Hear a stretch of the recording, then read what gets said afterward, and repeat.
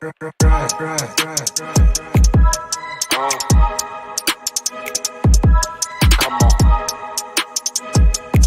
It's fast breaks. Listen.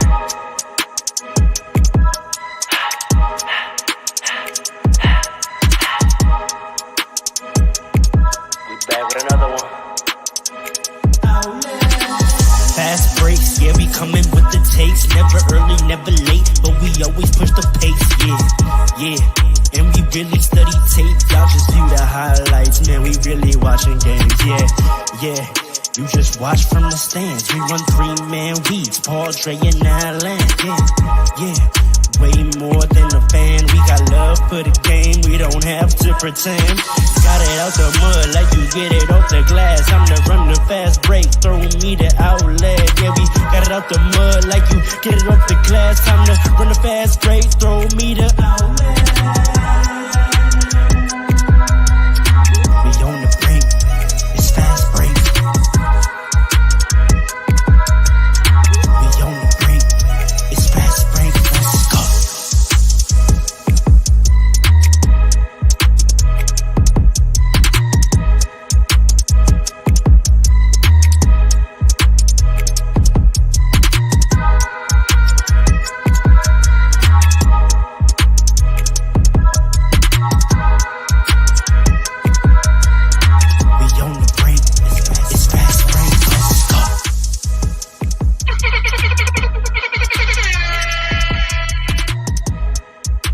If you smell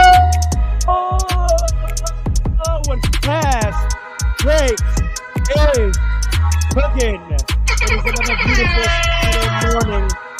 And if you're hearing my voice, that means you made a wonderful decision for yourself. You've decided to join us on an audio adventure. Sports commentary, basketball IQ, hot takes, we have it all. Welcome to the show. My name is Ro, the hostess with the mostest. We are down one man, but it is a next man up mentality as always. We have Coach Paul with us. We still have Alan, the man with the plan, with us. We are 3/4 of an ensemble that often goes by fast breaks. Someone step in and get the board for me, please. Oh. Go ahead. Got a love on him. Thank you, fellas. Wasting no time, we are gonna get right into it. The fans saw where I was when I called in from Thursday's episode. Shout out to you all. Thursday's episode, I held it down while I was, repping for the city. The fans may have saw what happened in that game. I'm going to gather the strength to give my analysis because I was present. But I'm assuming you fellas saw the game or at least caught the end of it, reviewed some of the film. I'm going to let y'all tap in on what y'all thought about it and what y'all saw, and then I'll let you know what the feeling was like in the building. But we were talking about the Liberty game 1 of the WNBA Finals versus the Minnesota Lynx and Barclays. Do you guys have any takes? Well, so we was doing the pod while the game was going on, so we get to see most of it. I caught the tail end. I'm sure Paul did too. But that game was crazy. I know they're up by like 20-something at one point. It was all rooting for the Liberty over here, like we said on the pod. But that game was electric. I don't know what happened to Liberty. They kind of fell apart. What's the guard's name, Farrell? Is it Courtney Williams? Courtney Williams, right? She went crazy. She went off. I knew she was clutch before, but she just went off. That was probably one of the best basketball games probably like most people have like seen. I know in that arena it was probably crazy. It was probably like really live. So I don't even know.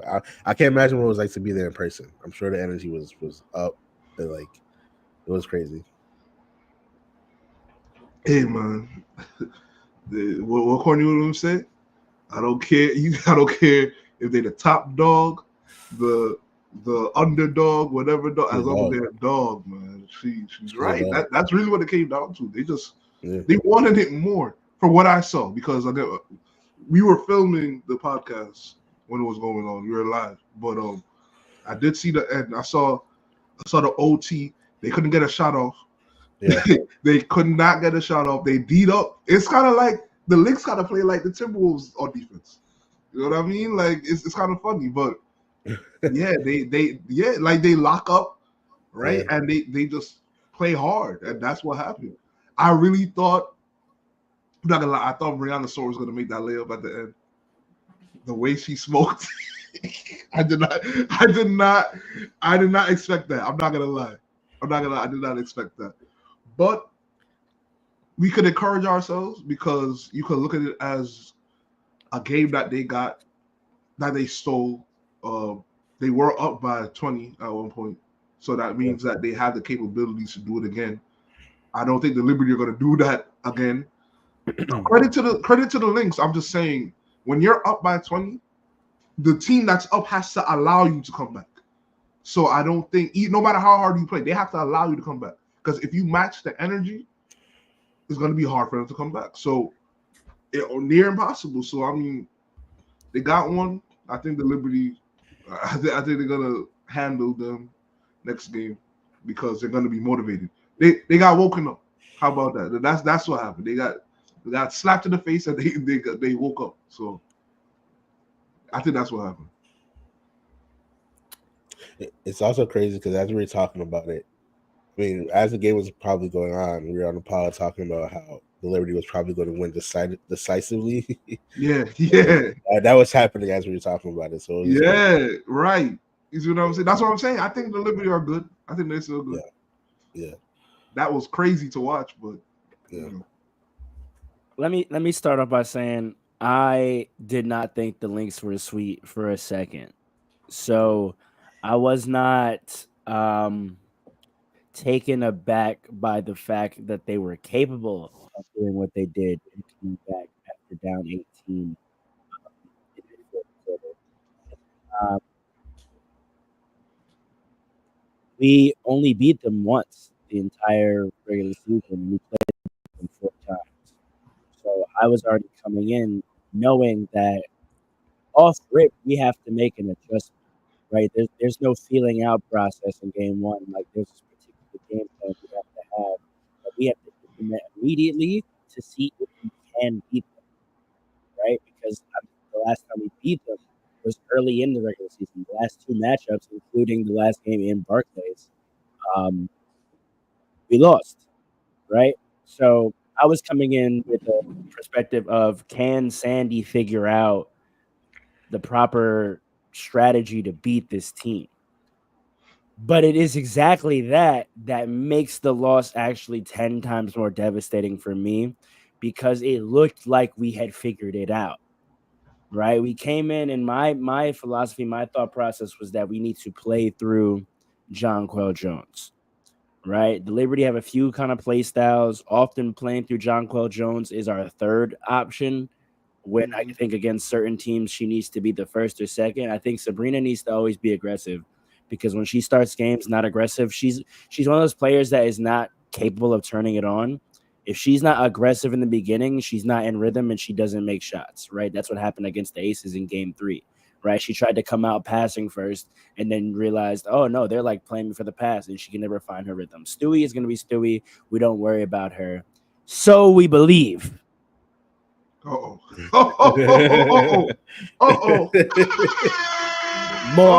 More on that later.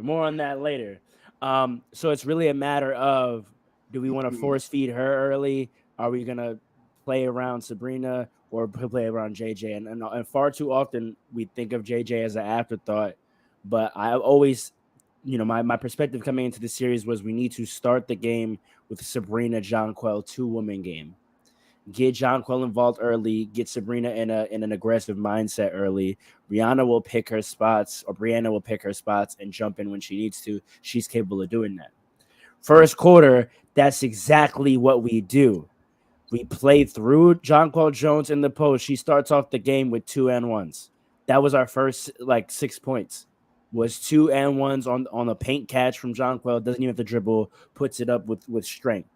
Then we work inside out. Once they collapse, now Phoebus is hitting threes. More on her later because she was, for a large part of the game, the second leading scorer of the game. So it was going perfectly. It was literally going exactly how I would have drew it up if I was a coach, playing through our larger players and holding Courtney Williams, keeping her out of the paint and collapsing on Nafisa and not daring their shooters to shoot because their shooters can shoot, but trying to get them to shoot shots in rotation, and we're flying around. Sabrina was playing the best defense I've ever seen her play in her life. And she eventually got it going. She needed to be a volume shooter badge type of girly for a little bit, but once she put up 4 threes, she hit 2 in a row, and I was like, all right, she's here, she's with us. And long story short, strategically, it seemed to be working perfectly. You got to check them. Black people don't play about noises in their home, especially when they're home alone. That's a fact. Absolutely not. They were in foul trouble. Nafisa was having a rather pedestrian game, and we were up 18. Heading into the second quarter, and I was literally in my seat, pumping my fist, like, yes, Sandy, like the team is working methodically and intentionally, and it's making sense, and we're not wasting possessions and feeling lost out there. Everyone knows their role. Everyone knows what we're attempting to do against this team. Beautiful. Then one of the other things I worried about happened. We got a lead early, and it began to look like they felt like that Aces round was the championship. And they were like, oh, we got this. We got this. All we need to do is figure out how to beat them, and it's over. And I could see that they relaxed. People started taking some questionable shots. JJ stopped touching the ball. And Minnesota just continued to walk us down. Not playing a lot of hero ball, moving it, working until they got open threes. Serious pick and roll action. Exactly. Just kept running it, putting Liberty in rotation and making them pick their poison, right? We're either stopping Nafisa, we're rotating to the 3, or we're stopping Courtney Williams' penetration. And at a certain point, we realized we couldn't do all 3 in one possession. And Minnesota realized it too, and they just kept running it and making the right read every single time. And that was the thing that really impressed me, like running the same action or a similar action and just making the right read every single time. And sometimes we still got to stop, but not because Minnesota made any mistakes. And that was the key. Minnesota was not making mistakes. They were just possessions where we competed hard enough to stop them and possessions where we didn't. And the balance of those 2 possessions began to tilt more towards the latter. And it's under 10 going into half. And I'm thinking, okay, the Liberty, we have a habit of doing that, right? Like we have a habit of letting the lead go, but it's okay. Phoebus has got 12 points. We have 5 players in double digits. I'm like, everyone's in rhythm. We just got to come back with energy. We do that third quarter. We go up 18 again, heading into the fourth. Fourth quarter starts. Here's where things get wonky. The whistles seem to have reversed favor, which is a thing I've noticed in WNBA games. Like the whistle just seems to go by half. Like a team will get the whistle one half, and in the next half, the other team just will get the whistle completely. So games? I don't know. I don't know what it is, but it don't catch your fine, Paul. It's interesting because it's like you can't say it's not balanced, but like why is it balanced so methodically? Like why does each team get a half of calls? Like and do y'all flip a coin of which team gets which half? Like what So second half they're getting all the calls. Phoebus gets a 4th foul. This is now the key mistake of the game. We're going to talk about all the things that got televised and sensationalized, but this was the key error of the game. With 7.5 minutes left in the quarter, Sandy takes out Phoebus because she gets her 4th foul. She chooses not to challenge it, even though it was very challengeable. It was a side swipe blocking foul. She decides not to challenge it, sits Phoebus at the 7:30 mark. At that point in time, Phoebus has 17 points, the second leading scorer, only behind JJ, who has 18 points. We're up like, I want to say 9. Phoebus does not come back in the game until the end of overtime. Hmm. She sits her the whole rest of the fourth quarter and much of overtime. Your second leading scorer on the night because she gets her fourth foul. You know you get 6, right? Are we all aware that you get 6 Yes, before yes, you have yes, to yes, leave the game? yes, yes. Sandy fouled Phoebe out herself. I don't understand it. She was the second best player on the floor, both defensively and offensively. You cannot sit her for the entire 7 minutes of the And they could have floor got a bucket in overtime. because she's the key to our offense. She's Yeah. the difference between this team this year and the team last year. Because what that collapsed that led to us losing, that was the last year's team. Hmm. The combination of Sloop, Benaja, Stewie, Sabrina, and JJ, we've seen what that team is capable of. Losing a championship. Because the offense gets stale, it becomes super perimeter oriented, and it always ends in possessions with Stewie trying to dribble through 3 women and put up floaters or fadeaways. And Stewie, I love you. I've seen that movie before. It didn't end in the ring on my finger. B-Bitch has been the difference. Her size, her combination of size, defense, and shooting. She's a whole 6'3", I think, 6'4". She's the same size as Stewie, but she guards the guards.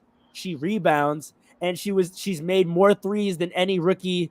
More threes in consecutive games than any rookie ever, including Caitlin Clark. Okay.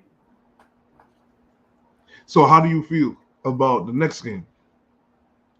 Because I think well, hold on. I gotta give Brianna some hate real quick. Oh, no. I have to. I'm sorry. I have to hold her accountable. So they do that. Courtney Williams proceeds to go off and ends the game with, I want to say 28 points. And McBride had 30 points because either Courtney was laying it up or she was kicking out to McBride for threes. But all in all, we fight some scrappy steals. We come down to, we're down 3.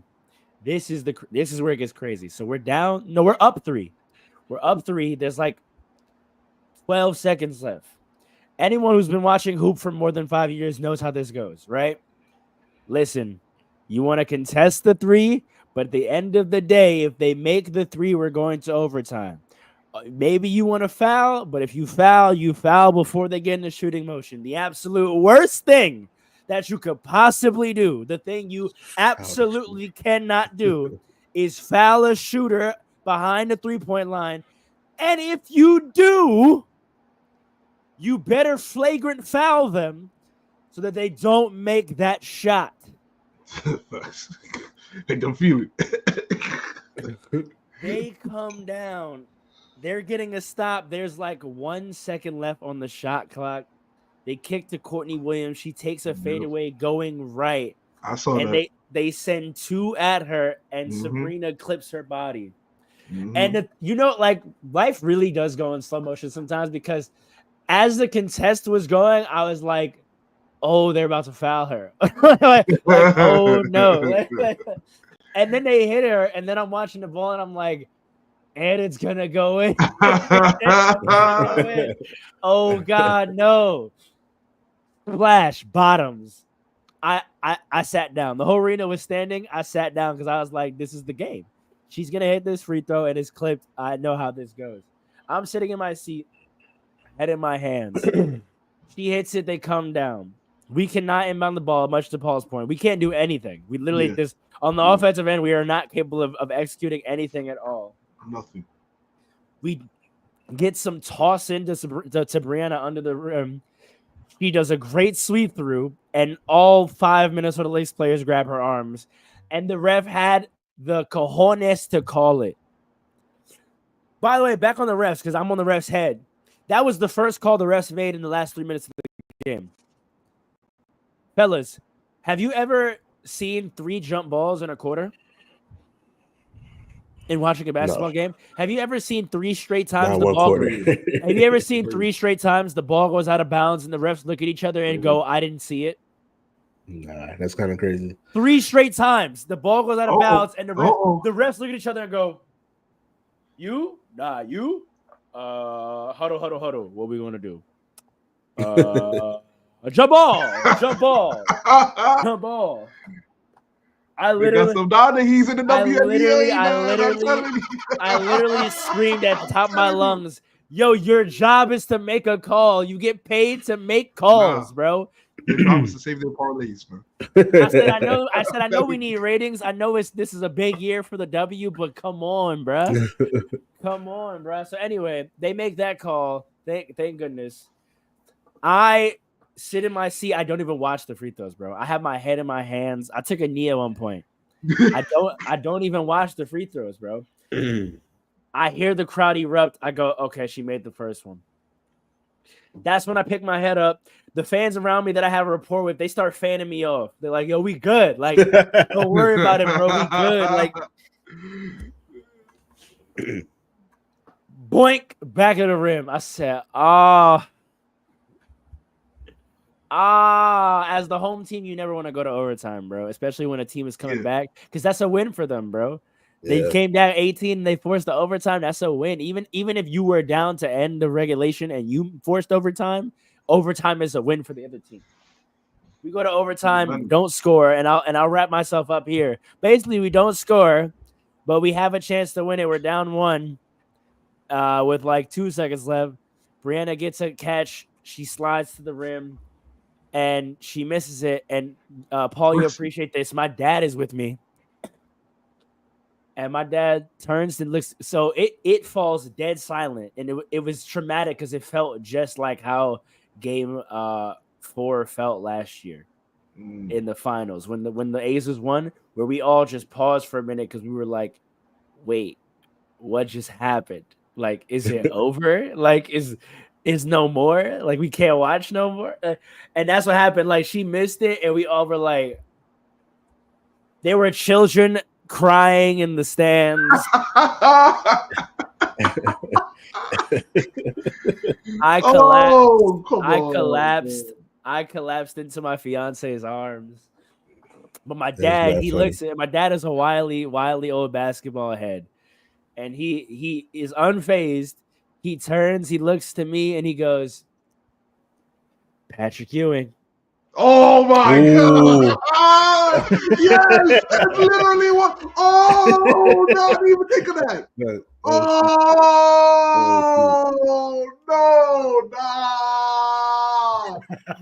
Rebirth. No, tell me about it. He's playing with fire. Don't call that down on the Liberty. I really didn't want him to summon that. I really did. Wasn't it like 30 years ago too? Yeah. Was it in 94? Oh my! Just about 30 years ago. If it's not exactly 30. That's crazy. She literally missed the same way. Yeah, that's kind of crazy. Oh, I didn't think of that. And I see that because I don't think about that. I'm tearing up because one, I'll be damned if my sports experience is anything comparable to being a Knicks fan. So the fact that I'm potentially sitting in a similar boat is gut wrenching. But on a more serious note, Brianna Stewart. Don't you dare. Don't you dare make a Knicks fan out of me. You are a champion already. That's already one difference. You've been to the mountaintop before. I know that Sue isn't out there, but you got a young queen with you, and you got another dog. Figure it out. Figure it out. Your leadership is on the line now, both vocally and by example. I'm sorry, but it's been 2 years now. First year, we gave you a pass because you had some stuff going on at home. We respect that. And it was a new team, and you've never been the leader before. That is not the case anymore. You know this is your team. You know what you have to work with. Get it done. That's all I have to ask you one thing. I wanted to ask you one thing, Pharaoh, because he was there live. Where at one point, I know you said it fell silent when she was after she missed the free throw or when she took the free layup. Yeah. But like at what point during the run in the fourth quarter did the crowd go from like hype to like the energy shifting? Was it like a one play or was it just like gradual? Probably when the scores started getting closer, or was it like what was it? So the Liberty crowd is pretty smart. Like I know it's Yeah. grown, so like there's about like 25% of the crowd that like is casuals, but most of the Liberty fans are pretty informed basketball players, at least on the women's game, right? We're also, season ticket holder percentage of Barclays has gone up tremendously. So I would say a good 30 to 40% of the crowd are people that watch every single game, either at home or in the arena. I say all of that to say we're very familiar with our team. Mhm. So the arena always kind of knows when they're about to do that. Like we're always all in unison on what we're yelling at them to do because we know what they're about to do. So the whole fourth quarter, my whole section was literally screaming to the court, paint touches, paint touches, paint touches. Like y'all are doing that thing where y'all just pass to each other on the perimeter and don't do nothing. And we know how that goes. Every time y'all do that, teams come back and we lose. So it wasn't like a gradual deflating. I would say from the middle of the third quarter, the way they started playing, it wasn't even about what Minnesota was doing, right? We recognized the issue from the way they were playing. And that started a nervous energy from that point to where like we didn't like we crescendoed at the end of the first. The second we calmed down, we never got back to peak again, even when we went up because we did not like the way they were playing. So the whole second half was like a nervous like and then once the comeback was complete, we were like, this is you see like New you York got see. the smartest basketball fans, but people been saying that for how long? So it wasn't a devastation until the end result because we kind of knew they were about to come back. But to your point, yeah, it wasn't like the energy. That was the difference. Usually in a Liberty game, the energy peaks multiple times, and the entertainment in Barclays is really good at doing that. They have like so many things that we love: the Ellie Stomp, the timeless torches, the wave. That if you follow me on Instagram, you see my stories. The wave is lit. Like to the point you're asking, like the wave wasn't lit Mm. because like they were trying to get us to get hype. And maybe this is our fault. Maybe we should have like tried to summon the energy to cheer the team on. But like all throughout the fourth quarter, all the stuff that Barclays usually does to get us hype, we all were like nah, yo. Like, like nah, like this is not It's New York City. You can't do we not in that. good vibes right now. Like I'm not really trying to Nah. do the wave, bro. Like y'all is not getting it done right now. Like I'm not really trying to see like Ellie. We did the Ellie dance, but like right after that, we like gave up an N1 and we were like, fam, like we're not lit. Like y'all trying to get us lit, but we're not lit. So that's more of what I would say, which was like a very unique thing in and of itself, right? Listen, man. Do you think it will wake them up? Because I think it will. I think so. I think like I said, I never thought Minnesota was sweet. I didn't think we were gonna sweep them. So my hope is that we got the loss out the way. That's interesting. I mean, if I'm being That's very honest, interesting. and maybe I shouldn't wish this, and my fiance would kill me if she heard me putting this out on public platform into the universe. I mean, I've been hoping for a game 5 the whole time anyway. I want a championship to be won in front of me. I want confetti to rain down on my head. I'm not mad at all. I want to see it. I want to see it. I want that experience in life. Like my teams have won plenty of chips. I've never been able to see see it, yo. Like I've been to a parade. I went to the 09 Yankees parade, so I felt that. I want to feel that again as well, but I also want the. You didn't go to the Giant? 2011. I think it might have been a school day, I think. Oh, yeah. Okay, yeah, they are school days. Yeah, I think I like the 09 one, I was in middle school, so like my dad was like, it's whatever. In 11, I mean, I probably still would have been in middle school, right? No, 11, I would have been a sophomore in high school. Yeah, my dad was not letting me skip school to go to the Giant parade. I was on varsity and as a sophomore too, so my coach was definitely not having that either. Like, because that would have been like what? That would have been like February, right? Or like February, March-ish. Yeah, now we was coming up on playoffs. I was definitely not missing school. Yeah. So yeah, no, I didn't get to go to a Giant parade, but I want to experience that again, and I want the unique experience of like watching a championship get won for your team. I've watched the championship get won in my face. It was horrible. I want to watch it. I want to watch it for me, son. Why was I like Devin Booker last year? I sat in my seat and watched it. Like, my fiance was like, "We gotta go." That too. She was like, "We gotta go." I was like, "Nah, I need to feel this." Stephon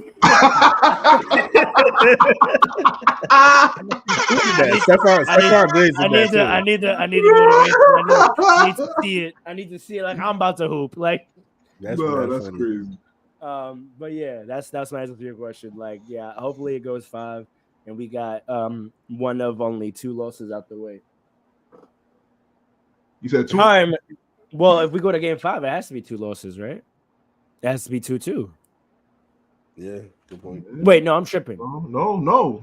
That's what I'm saying. Oh, yeah. It has to be 2-2. So no, wait a second. Oh, because it's best out of 5.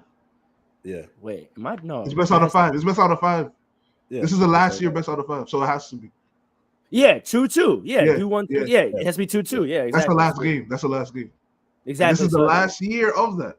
Yeah, it's gonna start going 7, which is awesome. I love that they secured the ad spots to do that, because that's what that means. That's exactly what that means. They've secured the ad time. The network will allow them to have that. There's a demand. Games. Yeah. It also means that the WNBA season is going to go deeper into the fall, which I think is pretty awesome. Because we get back, we'll literally get 365 days of basketball. Yeah. Because usually the finals ends like this next, not this coming week, but like next week, and then we still gotta wait till like the 22nd before we start getting NBA. Now, like it's gonna overlap. Like we're gonna always have good basketball on television. Mm-hmm. There is no off season, so that's awesome. Yeah. Because they start in like May, April, so like they're starting while the NBA playoffs are going. Yes. What was I saying? Well, yeah, that's all I got on the Liberty. Light it up next game. Segueing. Game 5 is dangerous, though. You wanted to go to game. That's a dangerous. I know it's scary, but it's gonna be so. But I feel him though. Anything's gonna happen, man. I know, bro. But like, imagine, bro. Like high risk, high reward, right? That's what we're playing on 2K. Gonna segue now. I saw that y'all did a lot of reactions to takes last pod, and I really appreciated all y'all had to say. I saw my own little video, and I thought it was a very, very interesting perspective that was being shared, and it's one that I feel like I've intuitively tried to make, particularly when it comes to GOAT debates, but I've never framed it as well as this person frames it. So do we have that clip, Coach Paul? Indeed. I want to hear y'all's takes in reaction to it first, and then I'll break down sort of what it inspired me to go look up.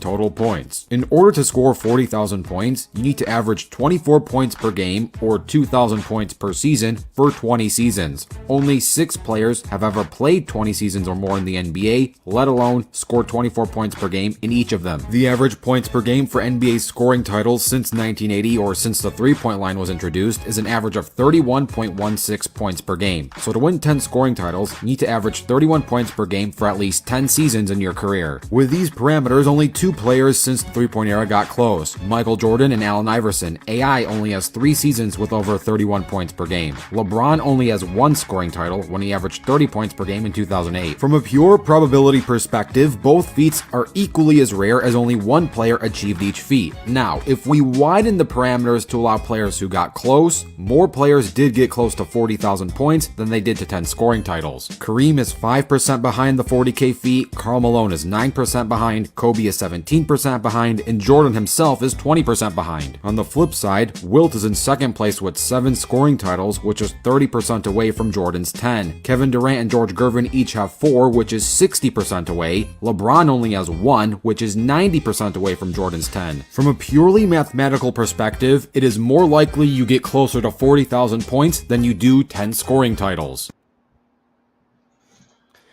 What do y'all think? How y'all feeling? The post was interesting. First of all, there was a You lot of want to go? mathematics in there. I'll be quick because I think I know where you're going, but there's a lot of mathematics to that post. But I like the post because it kind of lays out something I try to keep in mind. I think stats and everything and accolades and all that is really important. That's how you determine different talent levels. But what I like about the post is basically telling us like put context to everything, which I think a lot of people don't do. Like to me, I think Jordan is the best scorer that this game has seen so far. I think he's the greatest of all time, but specifically, he is the greatest scorer. And I think that post kind of lays out why he did it at a peak for like 10 years straight. And it's something that's extremely hard to do. It kind of puts this perspective. It kind of gives us context that like he was really just this nice for 10 years. It was like the peak of the peak for this amount of time, and no one was better. And that's what makes him the GOAT. For LeBron's like 40,000, like it is great. Don't get me wrong. But you kind of see like mad people got like close to the 40,000, which doesn't take anything away from LeBron. But I feel like people try to put it in like a different light. And while it does make him like great in its own right, it is probably due to his longevity, which is a greatness of itself. But my takeaway from the post is just have context when you talk about things. Not to say that like LeBron's 40. I'm not even trying to say it's not even like I'm not trying to say one is greater than the other, but I just like the context of it. And I think that's what the post is getting out of me. I think it's even more so when it comes to like advanced stats. I use those trying to put what my eye test sees in like context. And I think that's where Farrell's about to go into in a little bit. But it's all about context when you talk about these type of stats. And that's what the post is trying to tell people, I guess. I don't know if that's what y'all tried got out of it either. I respect it. I respect it, Paul. Yeah. All right, listen. First thing, he's trying to take away from LeBron. That's exactly okay. Because he literally said, "This is harder to do than this." Like he's literally taking away from LeBron. That's the first thing. The second thing, this post was annoying. I know why. I figured out on the second time watching it. I figured out why. It's interesting, but it's annoying because at the end of the day, right? Both are hard to do, and like very hard to do, and both are why. If any other player had one of those feats, they're automatically like top 10 ever, right? Yes. Automatically. But at the end of the day, right? My first reaction to it was that he's doing too much.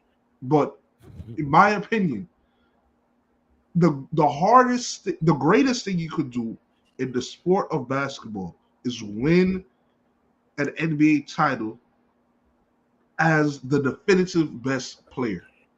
Yes. That's the hardest. Is that the hard? Well, I'll let you finish. As the definitively best player, that is absolutely the hardest thing to do because you have plenty of people who have scored a lot of points. They haven't scored as 40,000, but who's to say if AI kept his body in shape long enough that he would have scored 40,000, right? Who's to say if he didn't have people like politics being in play against him that he would have scored 40,000, right? So again, and that's the next thing too, which is why I say he's trying to take away from LeBron. Being good enough long enough to get to 40,000 is crazy. That's hard in and of itself. So that's why I like those two stats, like 10 straight seasons of being a leading scorer or 10 seasons of being a leading scorer in the NBA and scoring 40,000 in your career.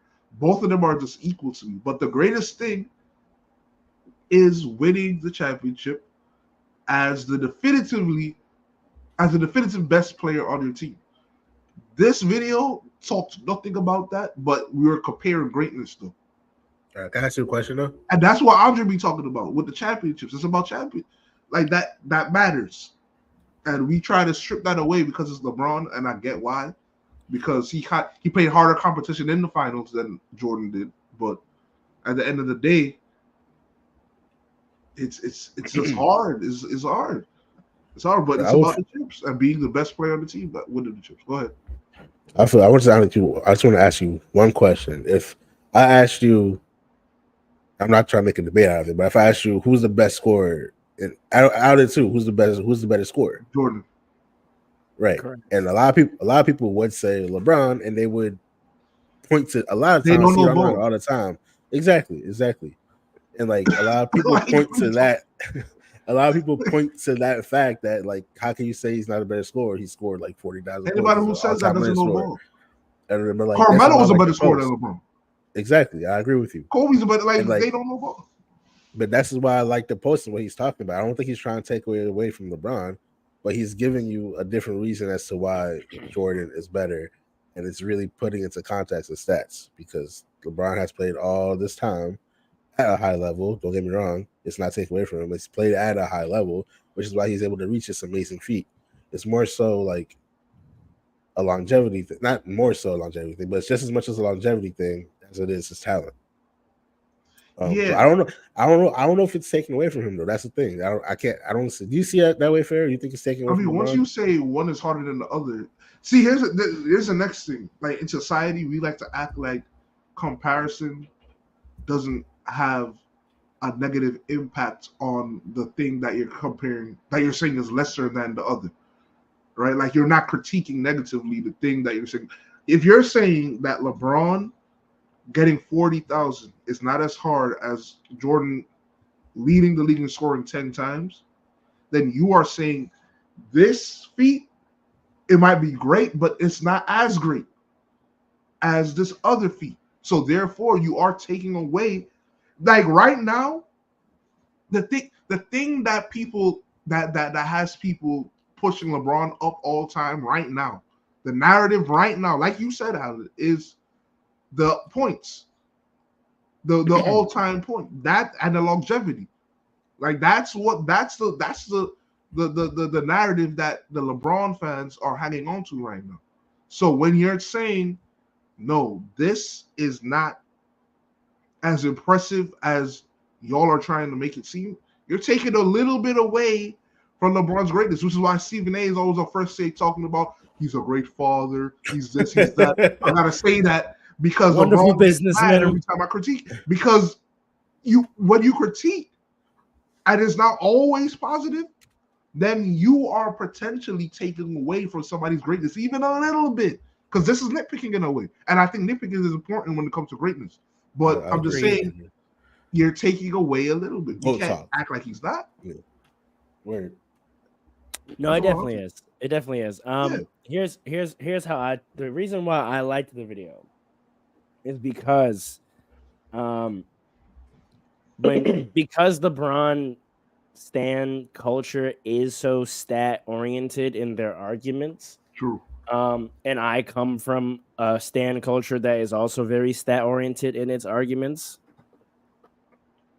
Right?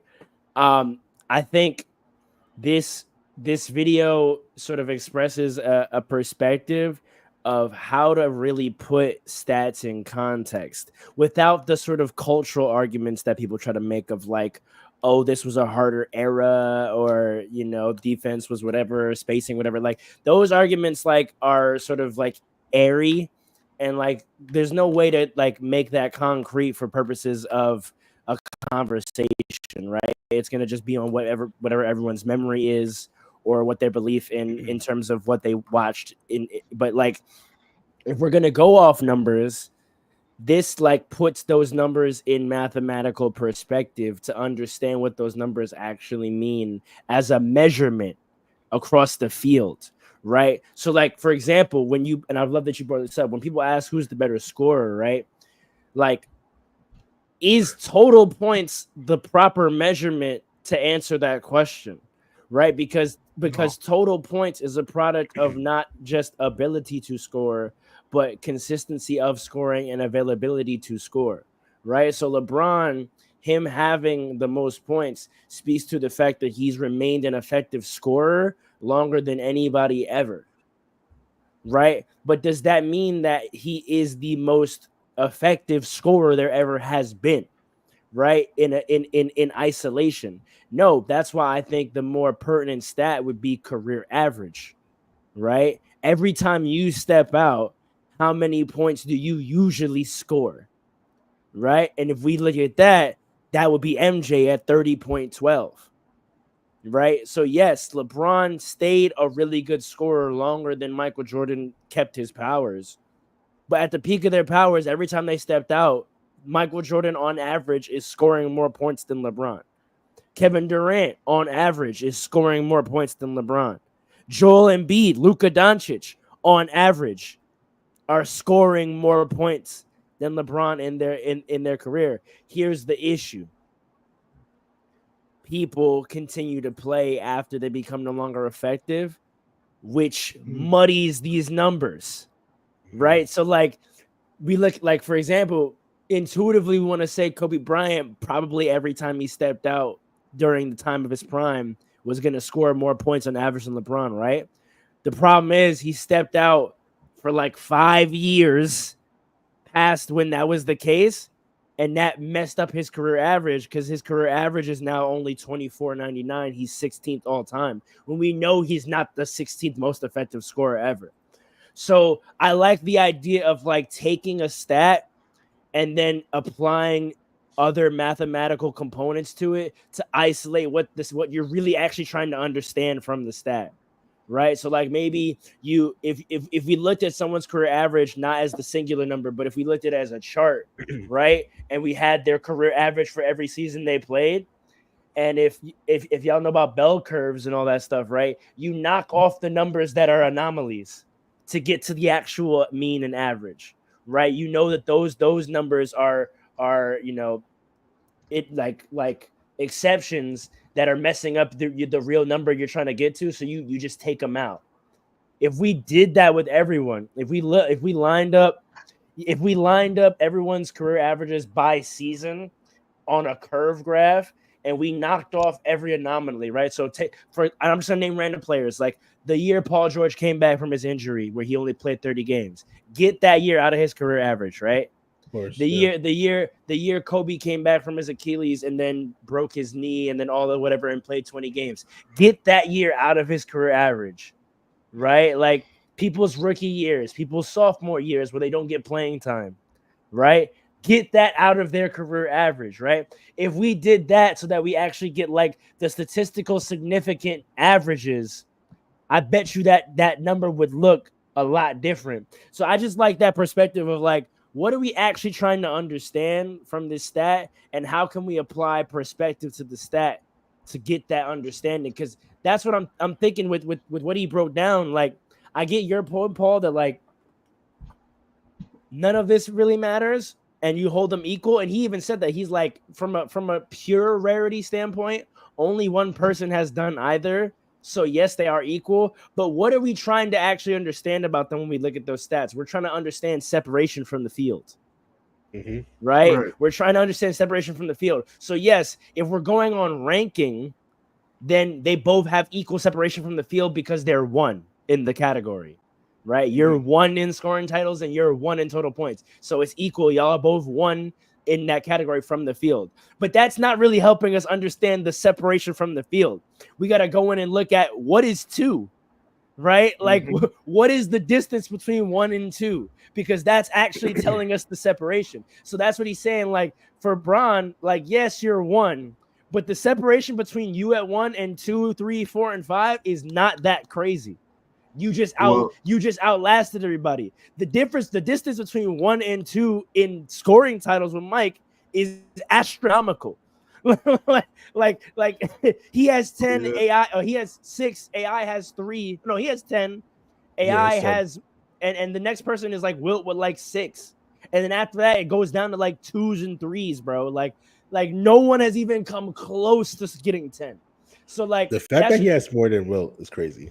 That's bro. Like what's in a modern era? This man was the best scorer in the league 10 times, bro. Like, so I'll say this. I'm sure LeBron knows this, and is probably going to. This is probably why he's going to play like 25 seasons, so that gap is like crazy.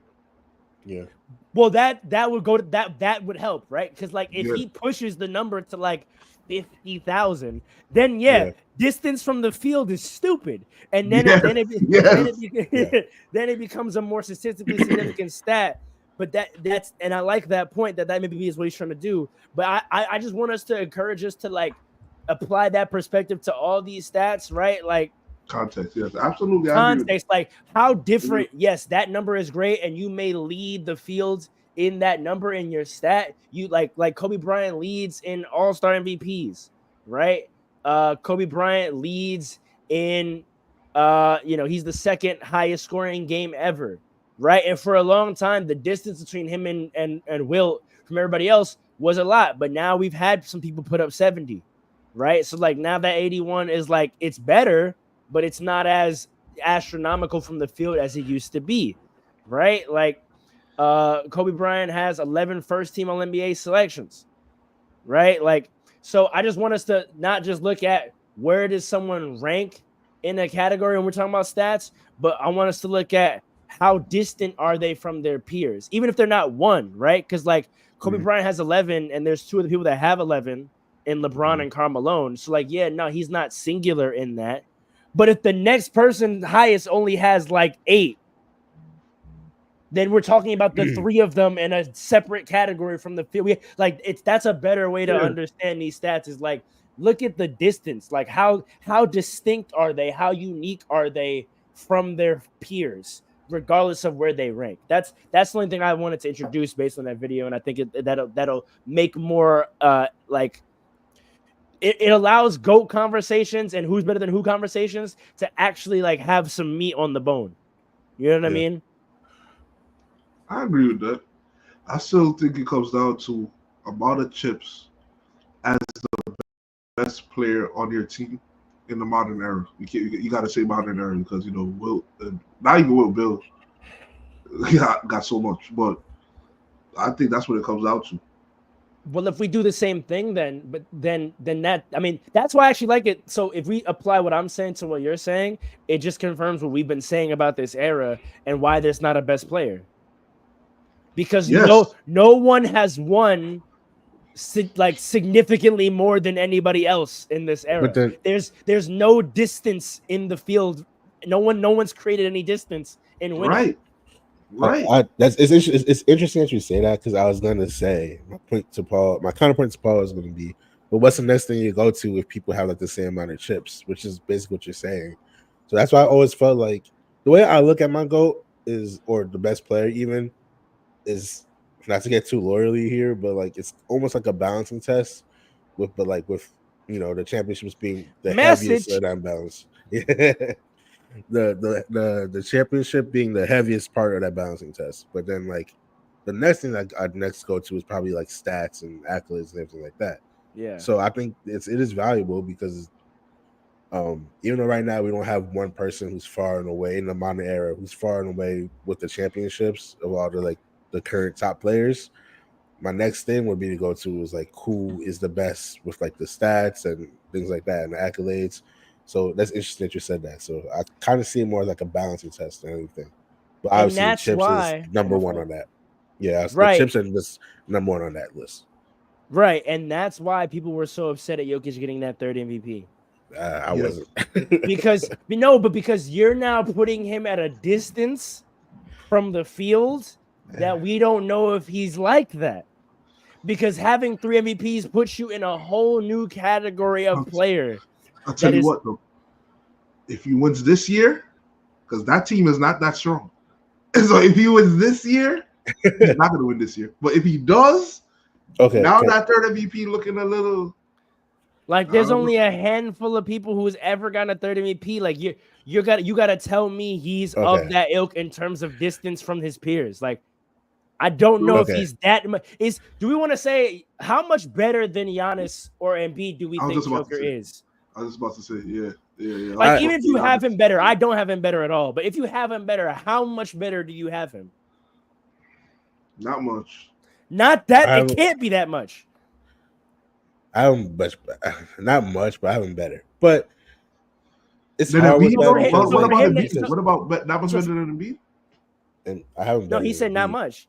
Because you asked about Giannis and Embiid. Yeah, but Giannis, I'm better than Embiid. But how much better? Not too Like, much. Not too much. is it close? That's what I'm. Like the Right. like they're So close. if it's close, but for Yeah. Joker to have 3, Giannis have 1 or 2. One. Giannis has like I think 2. he has 2. So for them all to be super close, and for Joker to have 3, Giannis to have 2, and Embiid to have 1, that don't make sense. I mean, That don't make sense. They should all have 2. They should all have other 2. circumstances. There's some other circumstances around that too, because Embiid would have 2 by now, but he got injured, and the next best player was Jokic. So there's extenuating circumstances there. Shea Gilgeous-Alexander should have got that. Bro. Thank you. That's Fair what I'm enough. saying.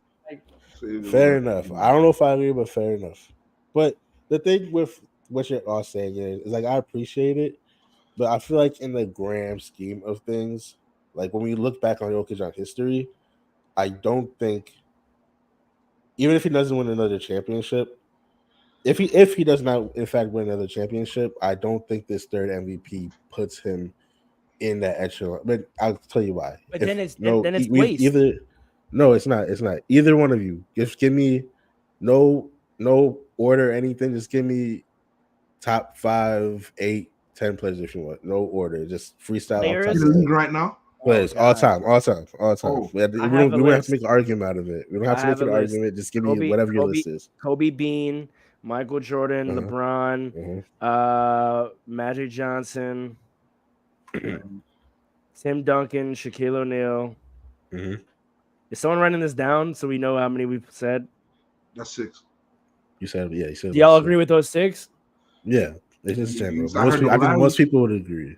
Yeah. Kareem. I'm not running to throw Larry in there. Hey, wow. Because he's a Celtic. I'm not running. He might get in you were there. being unbiased right now. No, genuinely, objectively, he might get in there. But I feel like there are names I want to say before I put him in there. Like I don't want to give him a spot before. Like he might get in there, but like those 6 names, I believe I needed to say before I said Larry Bird. Okay. I will give you those 6. I will give you those 6. Paul, give me the rest of the 4. Because let's make it objective. I agree with all of those, but I think you got to add in Larry. Who else would you put? Yeah. Now you're talking about like Steph, KG, like KG. Interesting. Top 10? That's not what I was expecting, but okay. No disrespect. Oh, Carmelo, my fault. Carmelo. I'm adding Carmelo. Okay. No, I gotta add Carmelo. People sleep on Carmelo. I didn't say Kareem. We know why. We didn't say Kareem yet. But we didn't say Kareem yet. You can put Carmelo in. Is Kareem in my list? Yeah, you said Kareem. Yeah, I think you said Kareem. All right. Yeah, you said Kareem. In either case, I didn't want to make it like that. And like you said Tim Duncan. So, but my point. I think Tim Duncan's in there. I think of course he is. Of course he is. But my point is all that saying. How many of those guys won 3 MVPs? A couple of them, right? 2 of them. No, I'm lying. Right. I'm lying. Like 3 of it. So Michael did it. Magic did it.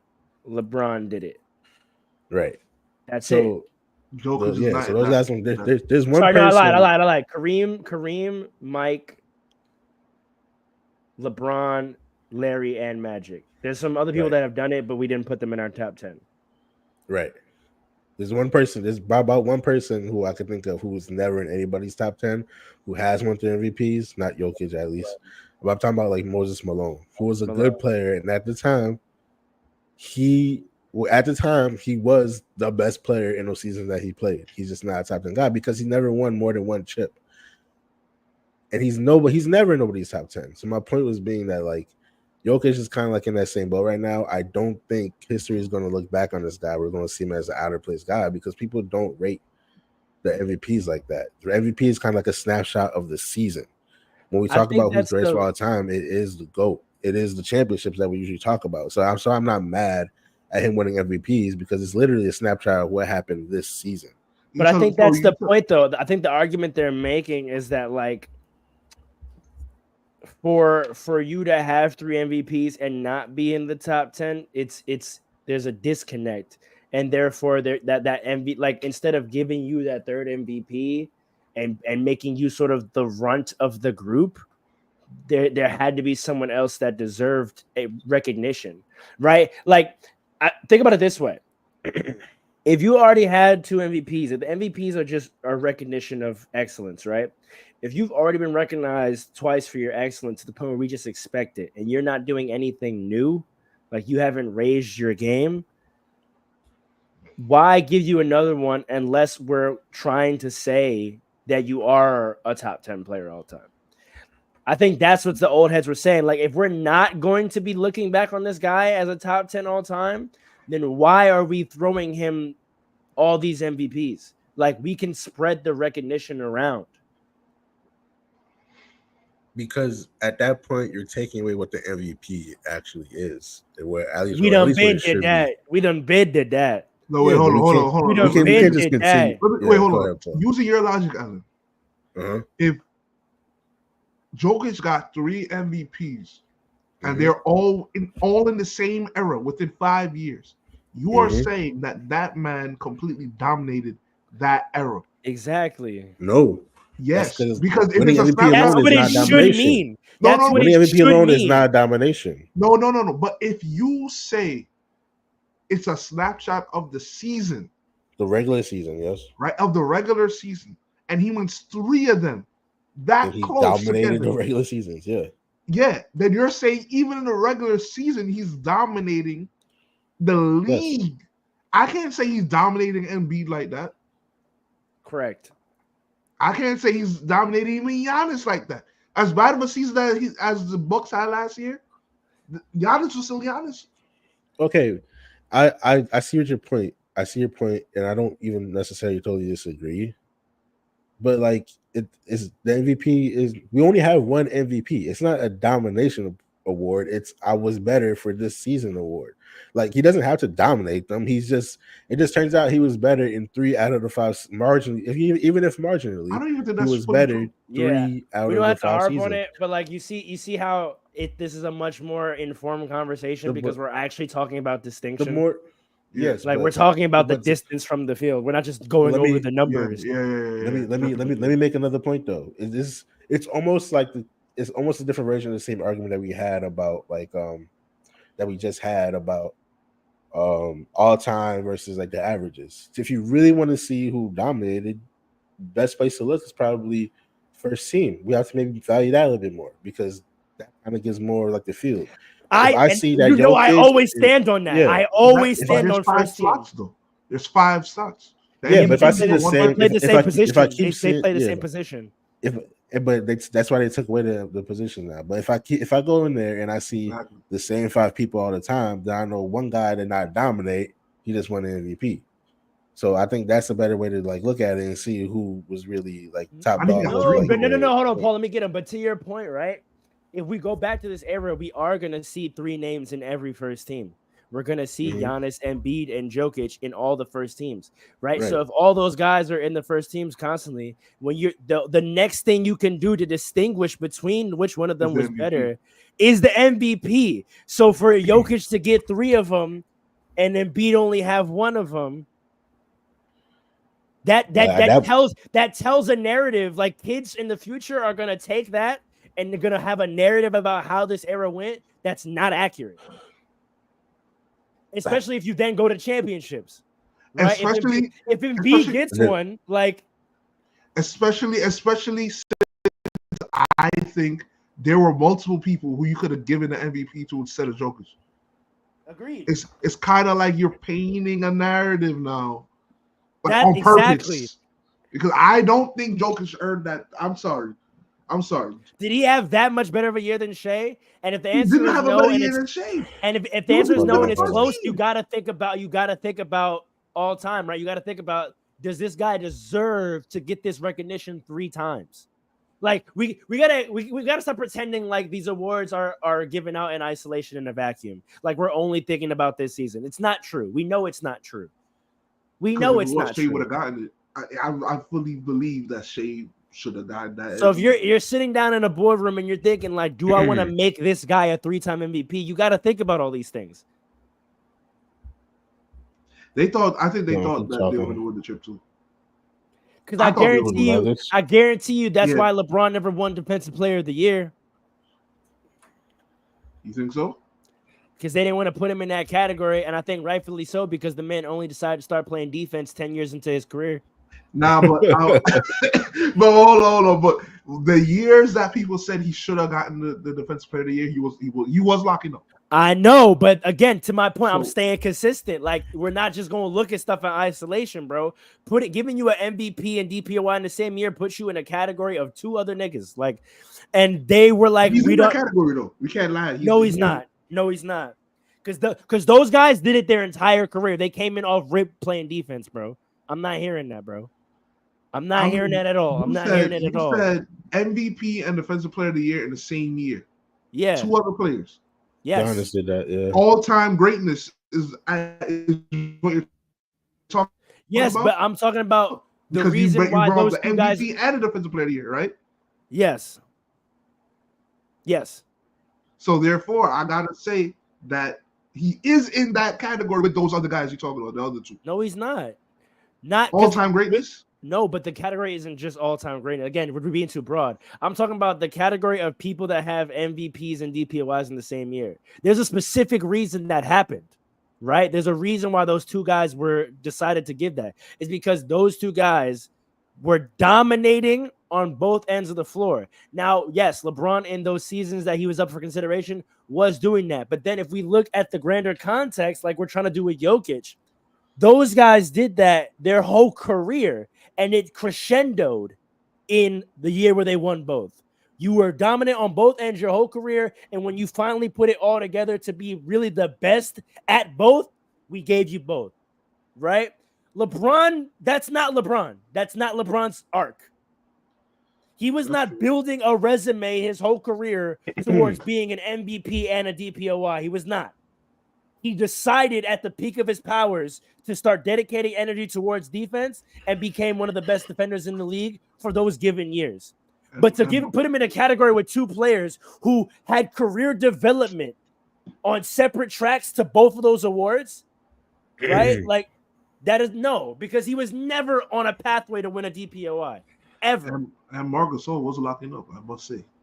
Right. That's a fact. So that's like my it. point, Yeah. right? We're not gonna put you in a category with two players who, from when they were drafted, we had machinations that maybe not in the same year, but that these players could win both of these awards. From the day Michael Jordan and from the day Giannis was drafted, we said, "Ooh, that could be a DPOI player." And also, you know what? That could be an MVP player one day. No one thought LeBron was going to be a DPOI player when he got drafted. Not a single soul. Yeah, that's fair. That's fair. I can't disagree with Listen, that. bro. I just think when people deserve awards, give it to them.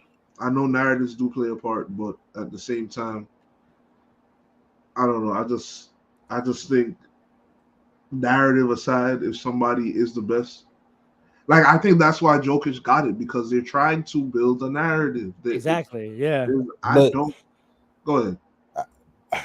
I can't even say that because, I mean, you may not be wrong. There was a narrative. I think at one point there was definitely a narrative. I just don't think it worked out because the reason that we said before, and that's why it looks crazy. American. It didn't work out, but because he didn't win, but also because like he's not American, so it's not hitting the same. We talked about that before too. But also, when I'm looking at the numbers again, and I can't sit here and say Shai Gilgeous really deserved it over Jokic. Like I would be mad if he did get it. Which number you want? Which numbers you want? You want regular rebounds. Rebounds. How about first seed in the West? Didn't that used to mean something? I was thinking that too, but they tied. They tied, didn't they? Didn't being the best player. They were tied. It was a 3-way tie for first seed. No? It's statistically impossible to tie. It's not The first seed. Someone gets the seed though. Yeah, therefore someone gets the seed. Oklahoma got the seed. They were the one. Okay. What's the stats? That, because right, if the seedings are similar, but one person's stats are so much better than the others, I could see giving it to one person over the other. All right. So I'm gonna just give you regular points, assists, rebounds. So Shai got 30, 6, Yep. and 5, right? Yep. Mm-hmm. Jokic That's got baller. 26, 8, and 12. Okay. Right. So if you want to get into like specific like shooting, I can give you some like specific shooting What's the things. field goal percentage?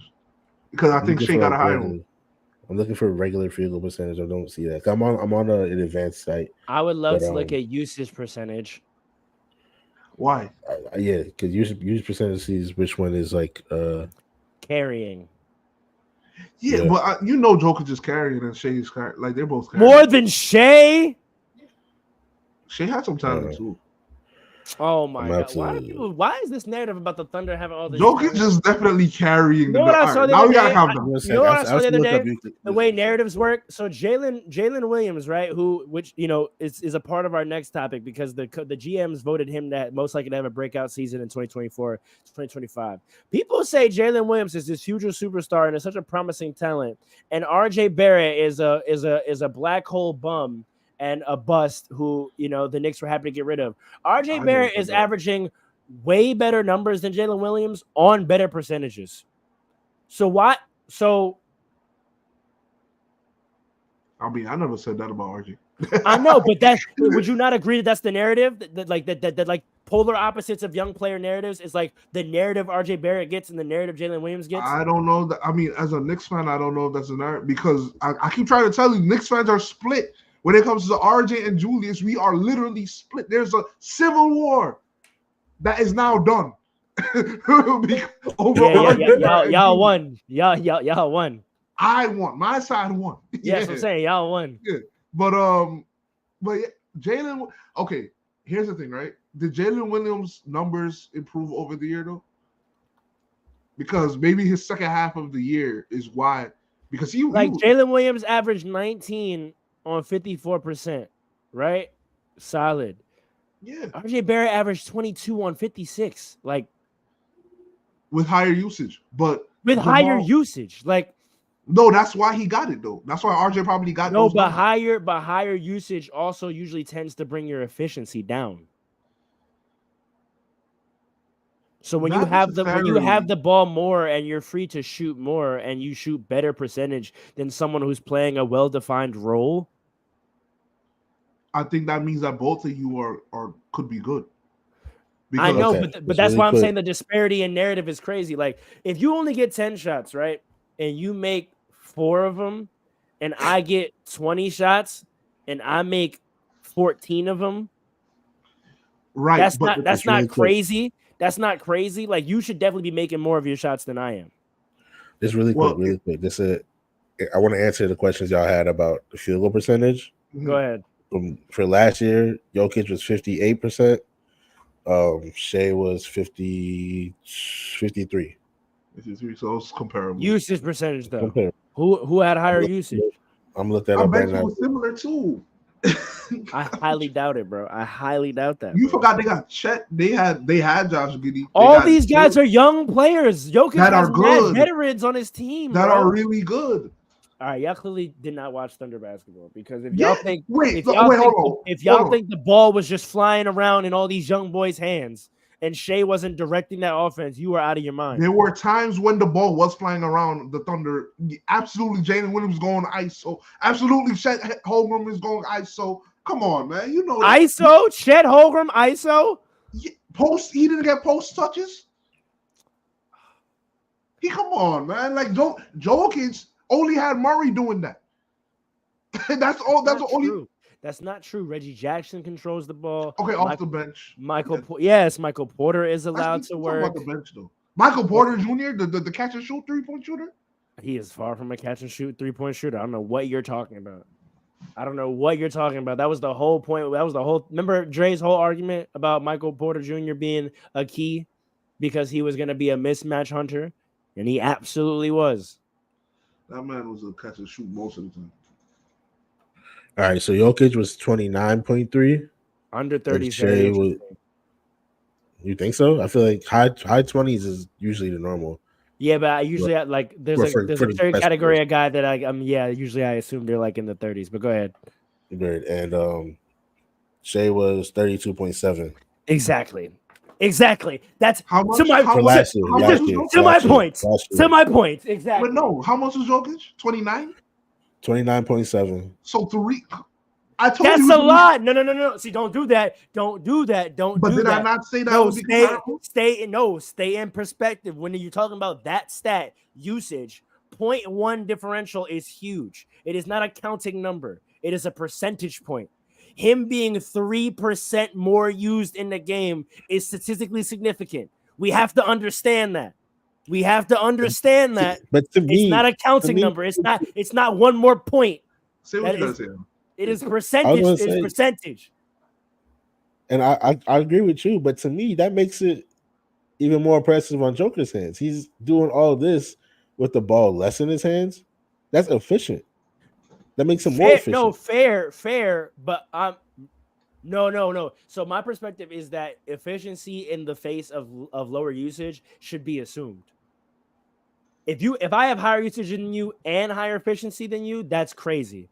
It should be one or the other. Usually lower usage equals more efficiency. So yes, Joker having more efficiency makes sense because he has lower usage. So what I'm saying is Shea having higher usage should excuse the differentials they have in efficiency. So basically I think that cancels, right? Like if we went to efficiency to make a distinction and we say Jokic has more, I say, well, what's the usage? Hold on. If Shea has more, then cancel those two things out. How do they calculate usage rate? How much of That's the question. how much of the possessions are you used as the primary I think ball handler in the offense?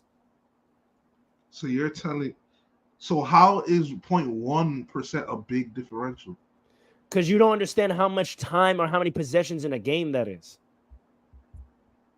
How much is it? I don't know. I haven't done the math. I'm just saying it. You can't look. I don't think it's a big percentage, man. I'm has not gonna to hold be. you. It I don't think it's has a big to be. difference. It has to be. It has to be because the No. percentage turns into number into minutes in the game or possessions in a game. If there are, we can simplify it to 100, right? If there are 100 possessions in a game, then yes, 1% equals one possession. But there are way more than 100 possessions in a game. Let's look this up right now. How many possessions are in a basketball game? They do it by per 100, I believe. Like It's per 100 possessions. I believe that's how they calculate it. They don't just do it by because it has to be equal number. They can't. They just because it's different possessions in a basketball game.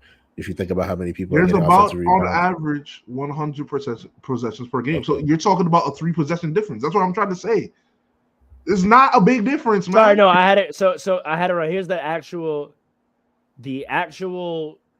definition book of what usage rate is. Okay. It's an estimate of the percentage a team plays used by a player while he's on the floor.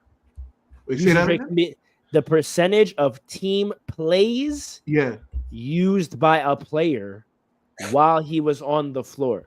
What does usage rate mean? Usage rate can be calculated with how a possession ends, field goal or a free throw attempt or a turnover. So essentially, I think it's how the percentage of time that a possession ends with you having done something. Mm-hmm. Nah, but see, now I don't like that then because Jokic is setting people up. So if Jokic is setting people up, but getting an assist is doing something. Getting an assist is doing something. But it doesn't end with him though. It ends with the shot. No, but it ends with you doing something. This counts. This would count towards his use percent because it's a team plays used by a player. So like if you use the play to get an assist, then that possession would go towards your usage rate. Would it go to the shot? The person that shoots usage rate too? It would go. It would go to both of yours. It would go to both of yours. Yeah. Okay. But anyway, possession there's on average 100 possessions per NBA game. So you're talking about a 3 possession difference.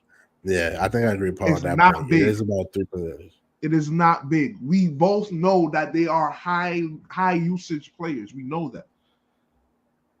We know Jokic is a high usage. We know that. Okay, but what I'm gonna do the distinction again, right? Okay. Mm-hmm. Right. Shea with his 30 is put in a category with certain people. Jokic not even cracking 30 tells me a lot. It tells me a lot. I can't tell you a lot. Yeah. I can't tell you a lot. It tells I don't me a think lot. it does, bro. I don't think Because it tells you using the how much video, you think. the disparity between 32 and 29 is not that big. So therefore, it's not. It doesn't. No, tell but you. I'm talking about on peers, right? So where is it? So all right, there are only 12 people that have cracked 30. all right? time. No, that last season. This There year. are 12. Okay. Yeah. This Last past year, okay. there's only 12 people that cracked 30 in terms of usage percentage, right? That was Shea, right? The number of people that are at 29 or between like 25 and 29 is like 45. So But none I'm of them- saying, Jokic's usage percentage is in a category that is pretty broad in the NBA. Like his usage percentage is not distinct from a large majority of the league. But Shea at his 30 whatever is in the minority of the league in terms of usage percentage. Mind you, he was also third. He was also third. He had the third highest in the league. Or you could say that the way That's what that I'm saying. basketball is These being played is percentage that points every matters. team has a high usage player or two. Of course it does, but what I'm but that No, but because again, I'm saying again the context distinction Shea- matters. If the majority of the league is doing basically what you're doing, but the other guy only 5% of the league is doing what he's doing. I don't care if the difference in the number between them is 0.23. This guy's doing something only 12 people in the league are doing. You're doing something that 30 people in the league are doing. 30, 45 Yes. people in the league are doing. Yes, but when you put it in the context, all those people That is the context. That No, is it's the not. No. That's No, missing. no, That's no, missing no. half the context because if what you said 30 people has in the range of Jokic. 30 to 45 people are doing what you're doing, but Yeah, this guy 30 to only 40 12 people have- people are doing what you're doing. No. It's not doing what he's doing. It's 30 to 40 people have the ball in their hands as much as you do. But and out of all those 30, 40 people, you have the stats of the people in that 30 range echelon. That's the context that we're putting that in. Okay, and Shea, only 12 people have the ball in their hands as much as he do, and he has the numbers he has. How many of those guys are like the top 12, are like the top players in the league? Because 30 to They 40 are the people top have- players in the league. Yeah, they have. It's They all Exactly. have. The top three is Exactly. Luka, Giannis, and Shea. Exactly. But if now you're telling me that there's Jokic is in the category where his usage rate is like the 30, 40 people, but he's probably, how many other people have like the stats that Jokic has? That means something. That tells me that he's just more efficient with the ball. No. Because I don't like the connection between usage rate and efficiency. Because in my mind, usage rate should be understood in terms of the ability of the offense of the team to generate offense without you. Right? So Yeah, I agree with that. which you benefit from. Right? Right. Because again, Right. usage percentage, you get it when you benefit as well. Right? Mhm. So the likely is the higher usage percentage you have, it's more likely that you are contributing to the offense more than you're benefiting from it. That's how I would assume it, right? So if you have a lower usage percentage on a really good team, that means the team is able to generate offense without you. So if you have better numbers, okay, yeah, you're benefiting from a team that generates a lot of good This is offense. ridiculous. Shea has the third highest usage percentage in the league. That means his team is not really generating offense without him, and yet he's still putting up 30 points. But when the difference is literally 3 possessions a game, then you could say the same about Jokic almost to the same degree. That's what I'm trying to say. He's average. He has a 32%. No, but you're saying no. But look at what you're doing. You're stripping context by saying 3 possessions by using the counting This number. context I get that you're it. saying No, doesn't exist. I get it. You're saying it's only 3 possessions, and you're saying that because that number is a low number, 3, that's not statistically significant. But it is when the difference in the league is that number. That's But the difference in the entire league. The difference in the impact on the game is not that different because there's 3 possessions. It has to be. It's literally 3 possessions. Using your I just lost the finals game on 3 possessions. Come on, man, stop it. So what are we talking about? Stop What are we it. talking about? Stop No, it. no, no. Stop What are we it. Come talking on, about? man. Because y'all acting like 3 possessions is not important in Nah. a basketball game. I just lost the whole too finals good, game. though. off You 3 didn't possessions. lose So in I 3 don't wanna hear possessions it. though. You Y'all did not lose stop in 3 it. possessions though. We did It's though. a but we run. That's did, a though. run. If those That's a 3 whole fourth possessions quarter go run. different, if No. those 3 possessions go different, I'm You sitting cannot here lose one an up. 18-point I'm lead sitting here on 1-0. 3 possessions. As a coach, I would never tell my team you lost because of this one possession. I'm saying what happened earlier in the game as well. That There's sounds usually a good. leader. That sounds good. That It's sounds good. facts. It sounds good. At the end of the day, at the The end of the Liberty day, lost a 20-point at the lead. end of the day, That's not you 3 make possessions. yeah, You yeah, can't do yeah. that in At 3 the end of the possessions. day, You can't at do the that end in of the 3 day, you possessions. make a free throw, we win the game, son. I'm not gonna lie to you. I'm not gonna lie to you, son. If you made that free throw, we would have won the game. Play better earlier on, and you Don't won't even care have about to all be in a that. position. Don't care about all that. We're No, in I'm the not gym doing that. tomorrow. We're in the gym tomorrow, and you are shooting free throws for 3 hours. That's fine. That's fine. But we got to work on the other thing. Why did the team even lose that big of a lead? We got to work on that too. Arguably more. Sure. But to sit here and act like possessions don't matter is crazy. Y'all know that's not true. Possessions matter.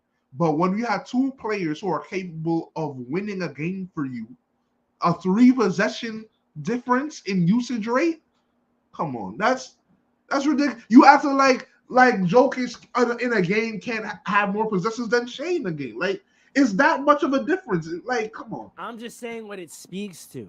It doesn't speak to anything. It does. It does. And that's if you why told me the stat 35, that's why then I'll the be like, stat oh, exists. That's clearly the dataticians have identified that these marginal differences in this way that offenses operate help you to identify the characteristic of that offense, right? The fact that Jokic doesn't need to have the ball in his hands for 3 less possessions a game shows that offense is operating better than a Thunder offense. That Thunder offense can only operate through Shea. That Nuggets offense can operate outside of Jokic. Man, listen. You want to talk about? And you said it yourself. There's a whole other player on the team that can run the offense. Matter of fact, how high is Jamal Murray's usage percentage? Because if it's comparable to Jokic, I don't want to hear it. Because there's nobody else on Thunder that has anything close to Shea. I doubt it. By the way, you want to talk about high usage rate? Luka got a 35% usage rate. That's higher than that. It's higher than that. It's like in the 40s. Now this year it was 35.9. Oh, really? Okay, last year. Yeah. Oh no, last year Jamal Murray's usage rate was 28.0.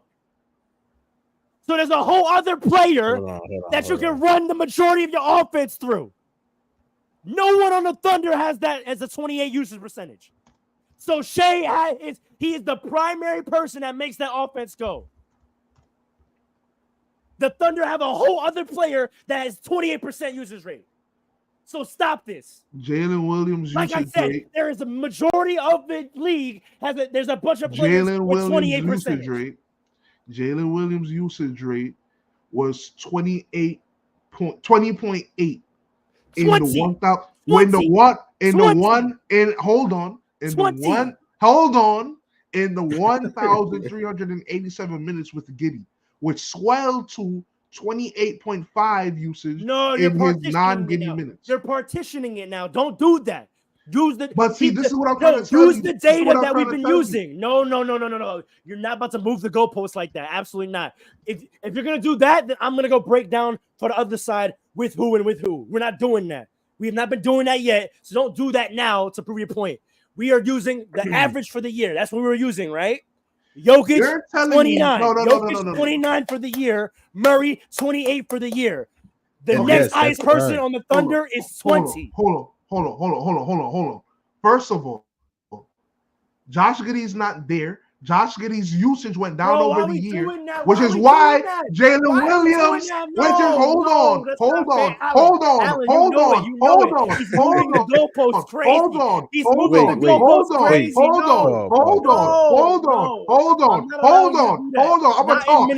talk because you're ridiculous. Jalen Williams has a high usage rate on the Thunder. That's what I'm trying to tell you. By the end of the year, he was averaging like 28%. That's what I'm trying to tell you. I don't want to hear a segment of the year when we are using Why? year numbers. Because we're using year numbers. That's what we've been using. I guarantee you that played a part in why Shea didn't get the MVP. So what if I looked up? What if I looked up and Jokic had a usage percentage of like 24 for the last month of the year? Like we don't. That wouldn't matter, but you won't find that. You won't find that. You won't find it. How do we know? I didn't. The reason I looked up Jalen Williams' usage rate is because I watched the game and I know Jalen Williams has the ball a lot. It's not that Jalen Gilgeous is just generating the offense for everybody all the numbers. He has argument. I'm gonna let you finish, Paul. It is not fair to bring in a segment of the season numbers when we're having an argument about season numbers because that's not fair. Let me then go look up segments that potentially support my argument. You were making arguments of season numbers and it looked solid for you, and I did not go get a stat that was different than a season number. I went to get another. I got a season number. I didn't go pick a different. The reason I did that is for a look. I know why you did that. I'm saying that's not fair to the conversation. But you were having an argument about season averages, right? MVP, season averages. We were looking at stats for the season. I brought up a seasonal stat that supported what I was saying, and you respond to me with a segment stat. But that's not what we're talking about. If you want to paint an accurate picture, you have to context. You have to put things in context, right? If we're painting an accurate picture, Jalen Williams, his usage rate went up. The reason I brought up Josh Giddey is because in the 2022-23 year, his usage rate was 24%, 25%. Hold on, before you go. Hold on. Wait, no, just because we're at minute 90, I've heard what you're saying. I understand what you're saying, but here's the problem I have with it. You're now making a new argument, and I'm not even saying in terms of numbers now. In terms of the picture you're painting, you're now making an argument that Shea potentially lost the MVP because that happened in the middle of the season. That's a whole different direction. If you want to say that that's what happened, that there was a particular part of the season where Shea should have got it. Right, but we're talking about the full picture. So I get that at the end of the season, something specific may have been happening, but we were talking about full picture. Again, we're talking about the big picture. Hold on. I don't think a guy's season should be torpedoed by what maybe happened in the last month of the year. But that happens every year. I don't agree. I don't agree at all. I don't agree at all. I don't agree with that at all. It absolutely happens every year. When you have a tight race, it comes down to sometimes the last game of the year. Paul, why are you arguing me? We're both on the side that Shea should have won. That's what I don't like the argument you're making. Why not? Why not? Why not? Because it's not accurate. You're acting like Shea Gilgeous. You're acting like Shea Gilgeous. Hold on. I can edit it for you to accommodate what you're saying. My argument is that I will now say for the majority of the year. Does that make you feel better? For the majority of the year, Shea was carrying the load for his team way more than Jokic was. And they had similar numbers. I don't think he was carrying at any point way more than Jokic. I don't think so. We just broke it down. But that's Paul's whole argument. It's not much more. That's Paul's whole point. It's not much more. It is though, and that's when he went to, but not for the whole season. That's my exact problem with what he did. Because the stat I brought up shows that it was, and his response was, well, not at the end of the season. Whoa. Team dynamics matter heavily. You said, let me talk for a second. I edited to accommodate what you're saying. No. Let me talk for a second. Quick, very quick. Right? We gotta go. You said you tried to compare Jalen Williams' stats with RJ Barrett's stats earlier. When you did that, you showed me narrative. You showed me that you don't really understand how nice Jalen Williams is and how important he is to that team. That's what you did. Because when you compare him to RJ Barrett, no, that's what you showed me. I wasn't even arguing who was better. I wasn't even arguing who is better. I also think Jalen Williams is better. I'm talking about the polarity. No, significantly better. I'm talking about the polarity in their narratives and the way narratives don't actually stem from the numbers at all. And how it's not, the narratives aren't based in anything. No, what you showed is that the stats don't show the whole story. That's what you proved. That I agree with, but I also think sometimes the story gets legs of its own that are too detached from the data of what's actually happening. But I think there's a happy middle ground. But for you to use Jalen Williams and RJ Barrett to prove that point is wild, because Jalen Williams is much better than RJ Barrett. And I'm trying to show you Jalen Williams, when they realize Josh Giddey isn't like that anymore. No, hold on. Now you see Jalen Williams having comparable usage rate to Jamal Murray, which my whole point is Jokic and Shaker Alexander. They are both used almost as much, and the usage rate shows more the game. But Paul, that may be true, but if that's only true for the last month of the season, going into the playoffs, then you can't ignore that it's a fact that for the majority of the year, until the Thunder figured that out, Shea was carrying it way more than Jokic was, because Jamal Murray didn't get discovered in March.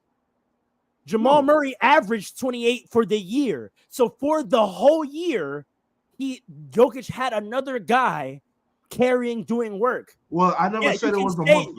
I know, whatever period it is, it was for the year, because that matters. Sure, but his year average, if we're gonna put the full picture together, is his year average is nowhere near 28. So for whenever he started helping, clearly it wasn't enough to make it look in average that he was helping for the majority of the year. So it's accurate. So it's accurate to say that for the majority of the year, Shea was carrying a heavier load than Jokic. That's a fact. That doesn't deny anything you just said. I don't know, because I don't know when they started transitioning to Jalen Williams carrying the load.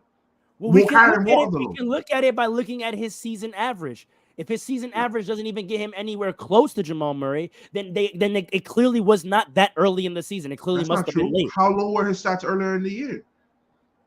No, because you have to look it up. No, because Paul, that would be if he was completely came out of nowhere and then dominated. Then yeah, his season average would still be low. But we're not saying that, are we? He had a big jump within the year. Yes, but we're not saying he came out of nowhere. It doesn't matter. He had a big.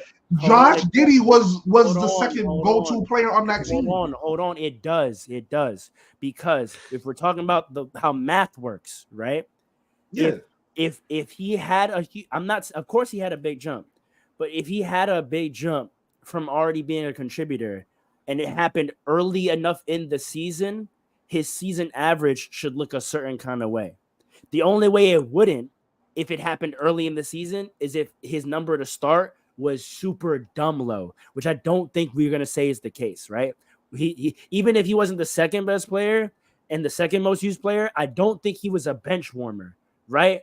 So therefore, if he had solid usage and had a jump early enough in the year, obviously he wouldn't get to 28 by the end of the year, but he would get to something close. If he didn't, then that means his jump only happened late in the year, and there wasn't enough time for his season average to reflect what was going on. And if that's true, then my point stands.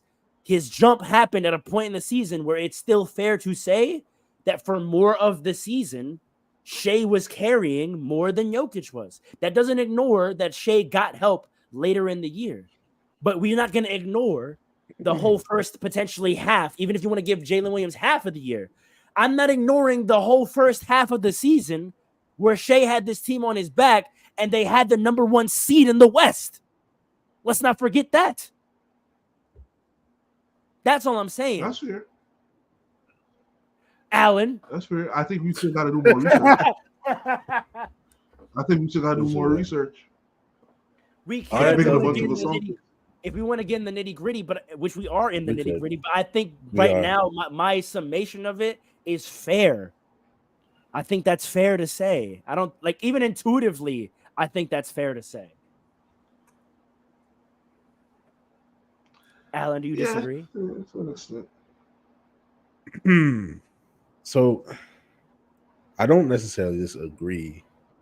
But like if your whole point is that like Shea is carrying more load, pause, than than Jokic, then obviously that's the case. Like it's just he's a point guard. That's how it goes. But even with all that said, I still don't think that the Philly makes him more deserving of the MVP. When I look at all the other stats too, especially the efficiency stats that I was looking at with Jokic, he's like number one in a lot of things, and it's not a far drop off in the what do you call it, in the usage rate, and they had a very similar record. This to put all circle back. I just need to think How it's do a you feel about snapshot the of the help? season, and he. How do you feel about the help argument? How do you feel about the help argument? I think the Thunder are significantly more talented than the Nuggets actually. I keep trying to Significantly tell more. you, he got help, man.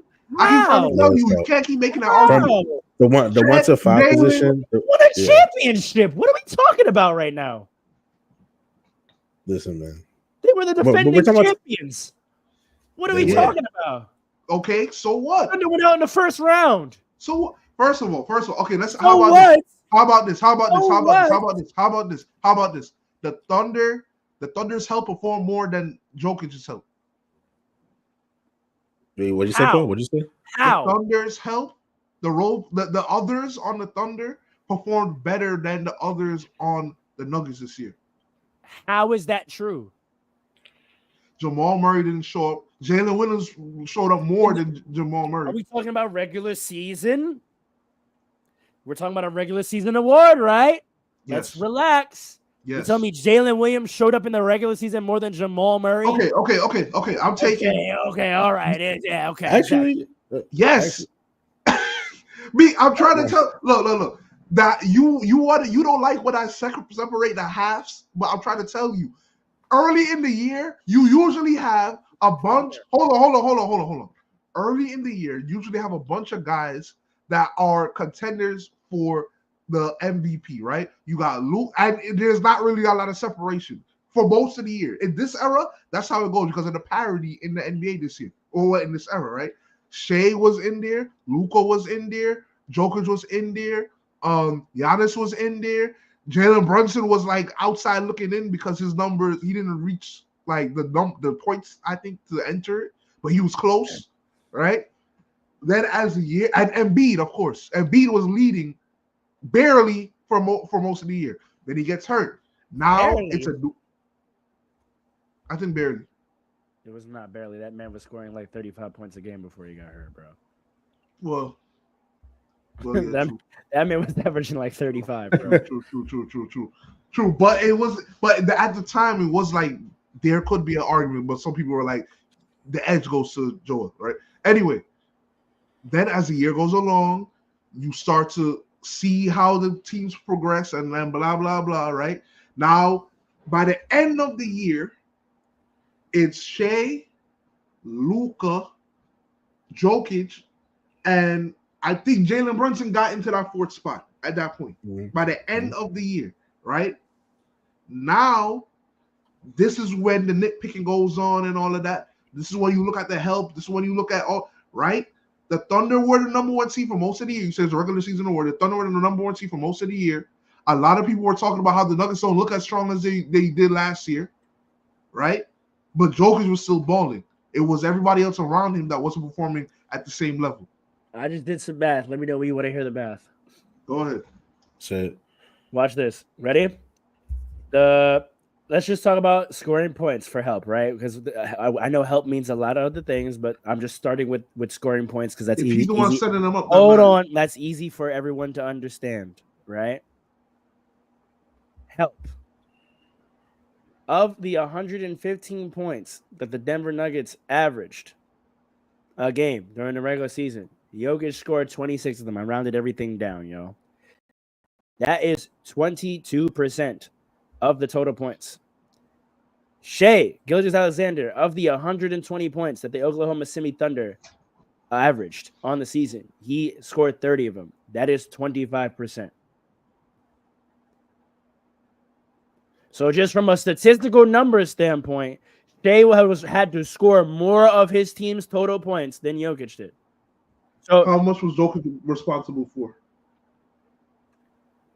okay, you want to do assists as well? We have to. The only problem, Points the only responsible problem that I have with that is we don't know how many points. Yeah, we don't know how many points those assists turn into out of the 120. There's a stat for this that's not used to. There is a specific stat for. We could like do some research, maybe come back to it on a different pod day. But there's a specific stat, like exactly for this. I know what it you're might be talking about, MVP. Yeah, it's like Is it production PR? or no. Yeah. PER is efficiency rating, which is some whole other nonsense. Yeah. But I know what you're talking about. It's like points responsible for something like that, whatever. Yeah. But I mean, yeah, because we don't know if each assist was worth 2 or 3. I mean, if you want, I can control for it and just assume it's 3 and see what it turns out to. That's tough. That's tough. I'm just saying. How many assists a game did Shea get? 6. Like, 6. And how much did Jokic get? 9. 9. Right. And how many? What's the point differential? The Thunder scored 5 more points. No. In points per game for Shea and 4 points. 4 points. Right. So the assist differential is more than 4 points, but the points differential is 4 points. Right. So that's what I'm trying to say. The use. This is why you gotta be careful. But I don't. But just because I got an assist off you, like, does that mean like I helped you more than you helped me? Because you could throw. You could throw. No, it doesn't. Because you could throw great passes. If a ma sucker bricks a shot, he bricks a shot. So you being able to get assists. While it speaks to your skill, it also can speak to the amount of help you have. It does, but at the same time, that's a fair point.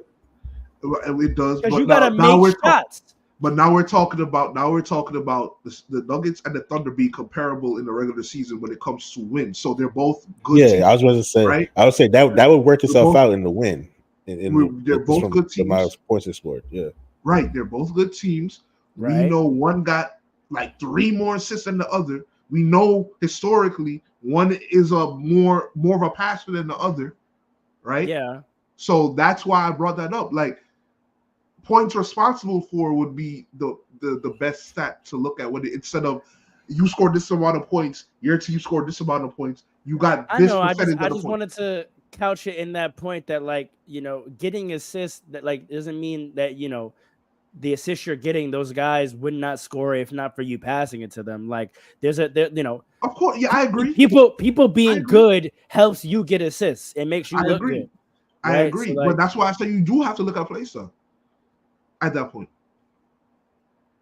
Yeah, because Shai Gilgeous-Alexander is a scorer that's at the 1, whereas Jokic is a playmaker that's at the 5. He's a passer. He's a nucleus of the offense. He's not there just to score. Whereas Shai goes score. And then he has Jalen Williams help to go out there and score. Jalen Williams was taking guys off the dribble in isolation and score. He was. And then Chet got his little midi game as well. So he has guys that are just going to town on people. Balls. Yeah, but, I think we've done it. I think we've unpacked it, and I'm very happy that happened because I think we just provided the audience a perfect example of why I did like that video, because that was a better quality conversation of trying to decide who should have won MVP than if we were just going off the numbers. Like we took the numbers and then we had to like actually understand, like try to explain and debate what they mean, right? Like what does this stat actually mean? No one ever asked that. Everyone's just like, oh, he had 20, he had 30. Well, what does that actually mean in the context of his team, in the context of the disparity between them and the rest of the field? So while we ended on different sides of it and we didn't end up with like a resolution, I still think that was a better, you know, me and you still on the same side. I was still looking at the sides. I saw. He was like, hold on, wait, I'm not done. I was trying to see if I could find like the literal points. We can come back to it. We can come back to it, and maybe this is how we'll. Maybe this is how we'll track the MVP race this year. Like as we're watching it, we're gonna have. This is how we should be having the conversation during the year, right? Like That's a fact. talking about what are they doing, but putting it in context of like how different is that from what anyone else is doing? What does that actually mean in the context of the team? Like that's how we're setting the stage now for how we're going to talk about these things moving forward. And I think that was sort of the theme of this episode. And so with that, you got 110 minutes out of us. Congratulations, audience. Woo. We will see you again on Thursday for one of our efficient episodes once again. Tap back in with us. I'm Ro. That's Paul. That's Alan. It's Fast Breaks. We out. Deuces. Light it up. Come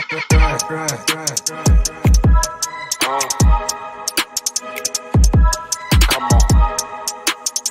It's fast breaks. Listen.